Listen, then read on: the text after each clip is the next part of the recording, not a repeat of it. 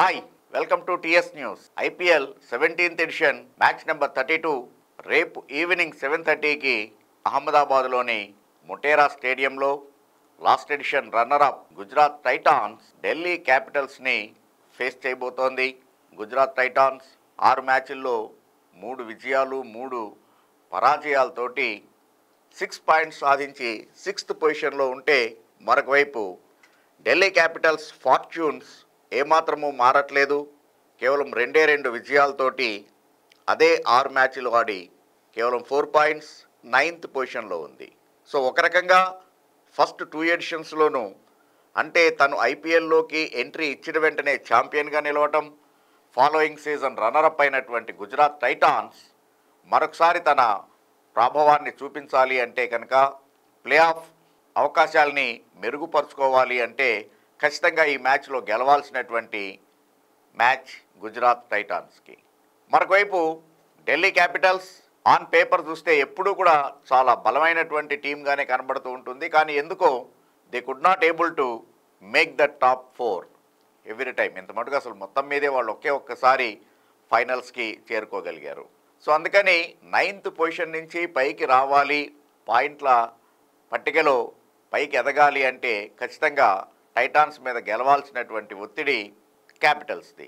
ఓవరాల్గా ఈ 2 టీముల మీద ఆఫ్కోర్స్ క్యాపిటల్స్కే ఎడ్జ్ కనబడుతూ ఉంది. ఒకవైపు అటు గుజరాత్ టైటాన్స్ లాస్ట్ మ్యాచ్లో సీనియర్ ప్లేయర్ కేన్ విలియమ్సన్కి విశ్రాంతినిచ్చి మాథ్యూ వేడ్ని తీసుకున్నారు. బట్ మాథ్యూ వేడ్ ఏమంత ప్రదర్శన చేయలేకపోయాడు. ఈవెన్ లాస్ట్ మ్యాచ్ గుజరాత్ గెలిచినటువంటి thrilling last ball victory Rajasthan Royals మీద. ఇంత మటుకు ఈ ఎడిషన్లో నెంబర్ 1 టీమ్గా ఉన్నటువంటి రాజస్థాన్ మీద ఇప్పటిదాకా గెలిచిన ఒకే ఒక్క team Gujarat Titans. Last ball victory Avesh Khan వేసినటువంటి దాన్ని పాయింట్ మీదుగా రషీద్ ఖాన్ బౌండరీకి తరలించి తన జట్టుకి స్ఫూర్తిదాయకమైనటువంటి విజయాన్ని అందించాడు. ఆ మ్యాచ్లో ఆఫ్కోర్స్ రాహుల్ టెవాటియా కూడా తన వంతుగా చక్కటి భాగస్వామ్యాన్ని నెలకొల్పాడు రషీద్ ఖాన్తో కలిసి. సో అందుకని రషీద్ ఖాన్ వచ్చేంత దాకా కూడా వాళ్ళ బ్యాటింగ్ డెప్త్ అనేటువంటిది కనబడుతూ ఉంది.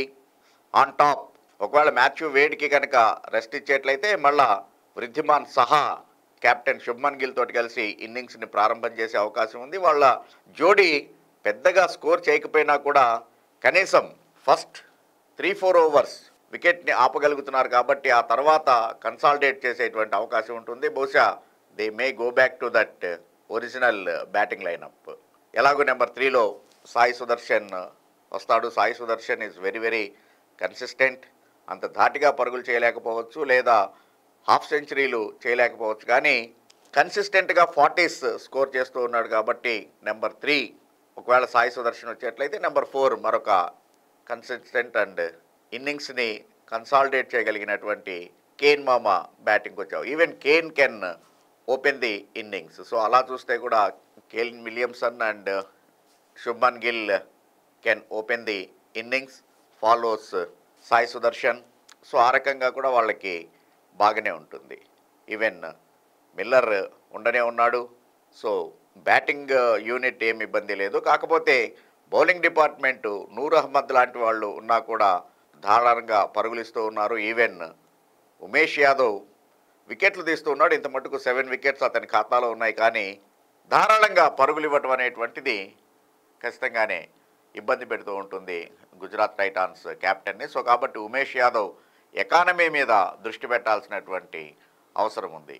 అటు షమీ ఆబ్సెన్సీ వాళ్ళని ఇబ్బంది పెడుతోంది. బట్ అయినా కానీ మోహిత్ శర్మ రూపంలో కూడా వాళ్ళకి మంచి ఇది ఉన్నాడు. అట్లాగనే Rashid Khan is a very good allrounder.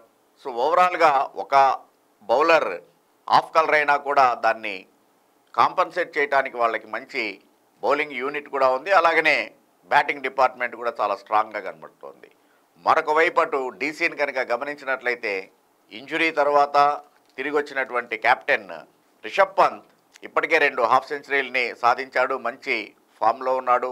వచ్చేటువంటి T20 వరల్డ్ కప్ సెలక్షన్స్ కోసం మంచి కంటెండర్గా నిలబడుతూ ఉన్నాడు అతను. ఆల్రెడీ అటు కేఎల్ రాహుల్ కావచ్చు, లేకపోతే కనుక సంజు శాంసన్, అలాగనే ఇషాన్ కిషన్ లాంటి వికెట్ కీపర్ బ్యాట్స్మెన్లు పోటీ పడుతున్నటువంటి టైంలో రిషబ్ పంత్ కూడా గట్టి పోటీదారుగా నిలబడ్డాడు ఈ ఐపీఎల్ మ్యాచెస్ ద్వారా. కాకపోతే ఆన్ టాప్ డేవిడ్ వార్నర్ ఇంకా తన స్థాయికి తగినటువంటి బ్యాటింగ్ చేయలేకపోతూ ఉన్నాడు. వార్నర్ కనుక ఫామ్లోకి వచ్చేట్లయితే డెఫినెట్గానే దక్కన్ ఢిల్లీ క్యాపిటల్స్కి మంచి ఓపెనింగ్ భాగస్వామ్యం లభిస్తుంది. మార్ష్ ఇంజురీ వాళ్ళని ఇబ్బంది పెడుతూ ఉంది. సో టోటల్గా ఇద్దరు ప్లేయర్ల మీద బ్యాటింగ్ డిపార్ట్మెంట్ ఆధారపడటం. పృథ్వీ షా ఆఫ్ కోర్స్, కానీ అనుకున్నంత వేగంగా పరుగులు చేయలేకపోతూ ఉన్నాడు. నిలకడగా 40s చేస్తూ ఉన్నాడు పృథ్వీ షా కూడా, బట్ కావలసినటువంటి యాక్సిలరేషన్ చేయలేకపోతూ ఉన్నాడు. ఏదైనా కానీ మరొకసారి వార్నర్ అండ్ పృథ్వీ షా అనే ఇన్నింగ్స్ని ఓపెన్ చేసేటువంటి పరిస్థితిలో ఢిల్లీ క్యాపిటల్స్ ఉంది. కుల్దీప్ యాదవ్ ఇంజురీ నుంచి తిరిగి రావడం అనేటువంటిది వాళ్ళకి పెద్ద ప్లస్ పాయింట్. లాస్ట్ మ్యాచ్ లక్నోతో జరిగినటువంటి మ్యాచ్లో కుల్దీప్ ఏకంగా 3 వికెట్లను తీసుకున్నాడు. కీలకమైనటువంటివి వికెట్లు, పర్టికులర్గా కేఎల్ రాహుల్ వికెట్ని తీసుకోవటం ద్వారా తన జట్టుకి విజయాన్ని అందించి పెట్టాడు, 2వ విజయాన్ని. ఆశ్చర్యకరంగా అటు ఢిల్లీ సాధించినటువంటి 2 విజయాలు కూడా 2 బలమైనటువంటి టీం మీదే. ఒకటి చెన్నై మీద సాధించినటువంటి విజయం అయితే మరొకటి లక్నో మీద సాధించినటువంటి విజయం. సో అందుకని ప్రస్తుతానికి అటు ఢిల్లీ కూడా గాడిలో పడింది. బ్యాటింగ్ డిపార్ట్మెంట్ కనుక కొద్దిగా మిడిల్ ఆర్డర్ పరుగులు చేసేట్లయితే బౌలింగ్ యూనిట్ ఎలాగో దాన్ని ఫేస్ చేయడానికి, పర్టికులర్గా ఇషాంత్ శర్మ లాంటి బౌలర్, ఎక్స్పీరియన్స్డ్ బౌలర్ ఉన్నటువంటి టీం ప్రత్యర్థిని కంట్రోల్ చేయడానికి చక్కటి అవకాశం లభిస్తూ ఉంటుంది. బట్ ఓవరాల్గా ఇప్పుడున్నటువంటి ఫామ్ని దాన్ని దృష్టిలో పెట్టుకుంటే మాత్రం గుజరాత్ టైటాన్స్కి ఖచ్చితంగా ఎడ్జ్ ఉంది అని చెప్పేసి చెప్పుకోవచ్చు. ఎందుకంటే ఒకటి వాళ్ళ హోమ్ గ్రౌండ్లో ఆడుతూ ఉన్నారు, రెండోది లాస్ట్ మ్యాచ్ వాళ్ళ రాజస్థాన్ మీద సాధించినటువంటి ఆ లాస్ట్ బాల్ థ్రిల్లర్ వాళ్ళ కాన్ఫిడెన్స్ లెవెల్ని నెక్స్ట్ లెవెల్కి తీసుకెళ్ళాయి. But of course even Delhi capitals కూడా లక్నో మీద సాధించినటువంటి విజయం ఇచ్చిన ఊపుతో రేపటి మ్యాచ్లోకి బరిలో దిగబోతోంది.